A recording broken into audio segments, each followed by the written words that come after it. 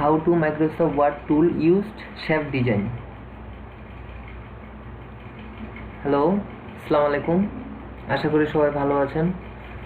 তো আজকের যেটা আমরা দেখবো সেটা হচ্ছে মাইক্রোসফট ওয়ার্ডের শেপের কয়েকটা বিষয় আমরা জানবো। তো শুরু করা যাক। মাইক্রোসফট ওয়ার্ড ওপেন করার পরে আমরা যাব ইনসার্টে যাওয়ার পরে আমরা যাব কোথায়? শেপে। এখানে হিউজ পরিমাণ শেপ আছে, মানে এতগুলা শেপ আছে যে এতগুলো ব্যবহার লাগে না, কিন্তু বেসিক্যালি যেগুলো লাগে সেগুলো শিখি।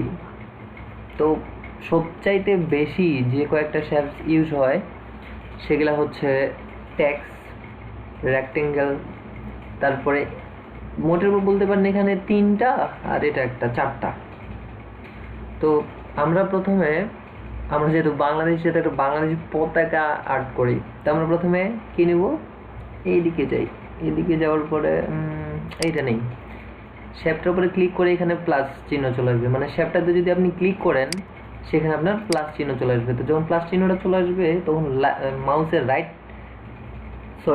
লেফট বাটন ক্লিক করে ড্রাগ করে টান মারবেন এভাবে। আচ্ছা, নিলাম। দেন আবার দেখেন শেপটাতে ক্লিক থাকলে এখানে শেপের বাকি অপশনগুলো চলে আসবে, তো আবার ইনসার্টে যা নিয়ে আসতে হবে না। দেন এখানে ক্লিক করলে বাকি যে অপশনগুলো লাগবে সেগুলো নিয়ে আসবো।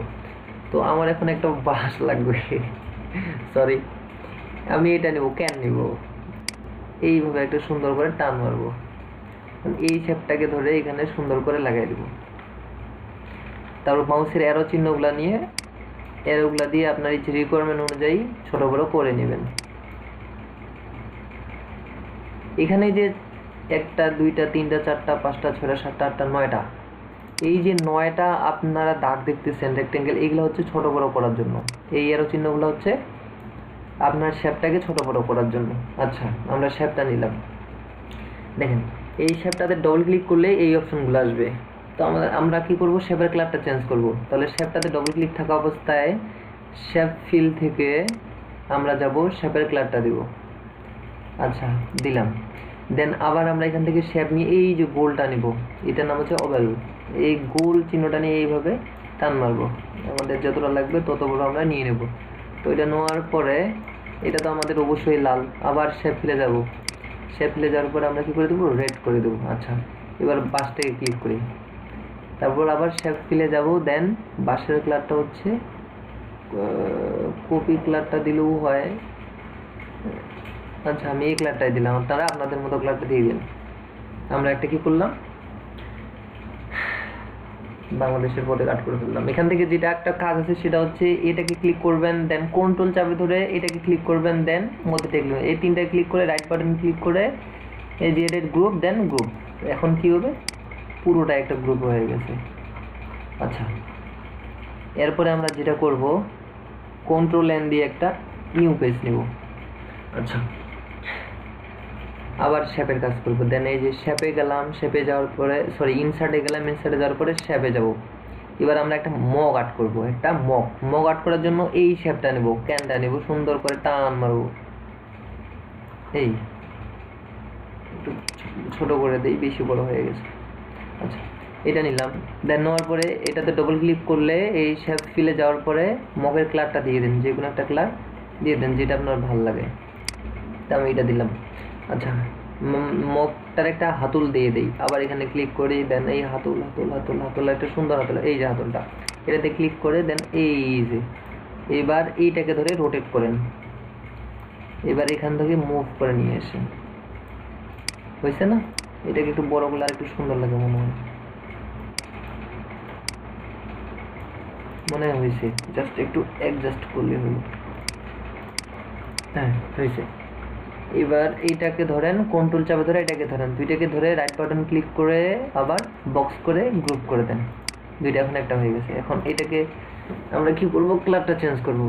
তো দুইটা মিলে একটা কালার দেই, যে কোনো একটা কালার দেই যেটা আমাদের ভালো লাগে। দেন হয়েছে। এবার আর একটু সুন্দর করার জন্য কি করবেন? শেপ আউটলাইন থেকে নো আউটলাইন করে দেবেন, তাহলে একটু বেশি সুন্দর লাগবে।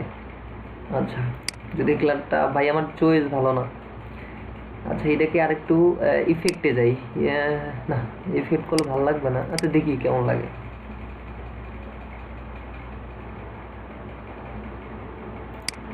খারাপ না, ভালোই লাগতেছে। এবার এটাকে ক্লিক করে শেপ আউটলাইনে যাওয়ার পরে এখান থেকে চাইলে আপনারা কালারটা, বাইরের কালারটা না থাক, এই শেপেই যান। শেপে যাওয়ার পর এখান থেকে গ্রেডিয়েন্ট, এইখান থেকে একটা কালার দিলে কেমন হয়? খারাপ হচ্ছে কি খুব? না, ভালো লাগতেছে না।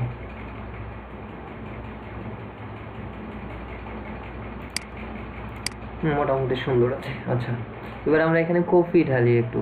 তো আমরা কোথায় যাব? ইনসার্টে যাব, আবার সুন্দর দেখে একটা শেপ, এই শেপটা নেব। তো সুন্দর করে এভাবে ধরে একটা টান মারেন, এইগুলা ধরে অ্যাডজাস্ট করেন।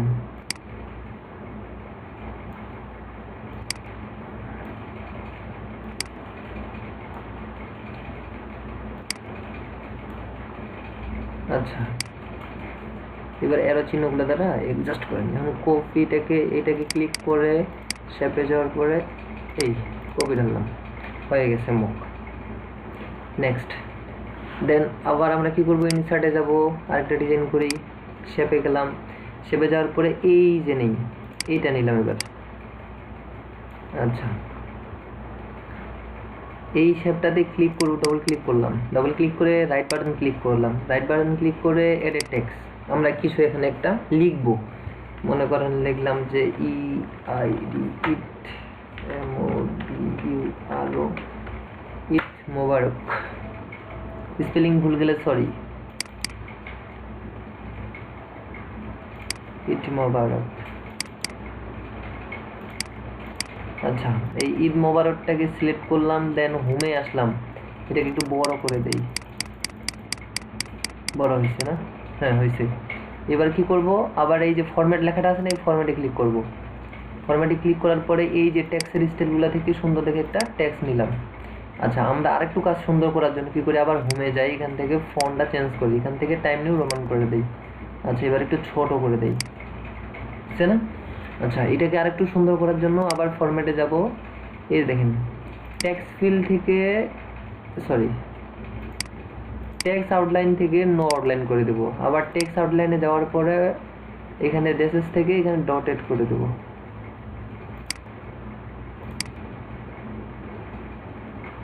আমরা কালারটা চেঞ্জ করি নাই। আর যাই হোক, আমরা এতটুকু লিখতে পারবো। আরেকটু এখানে সুন্দর করার জন্য যেটা করবো, শেপটাতে ডবল ক্লিক করে শেপ ফিল থেকে আগে নো ফিল করে দেবো, নো ফিল করে দেবো। এইবার টেক্সটটাতে ক্লিক করে শেপ আউটলাইন থেকে এখান থেকে ডটেড করে দিলে কেমন হয়? ভালোই হয়। আচ্ছা, এতটুকু আমরা এখন পারবো। আচ্ছা, এরপরে আবার Ctrl+N।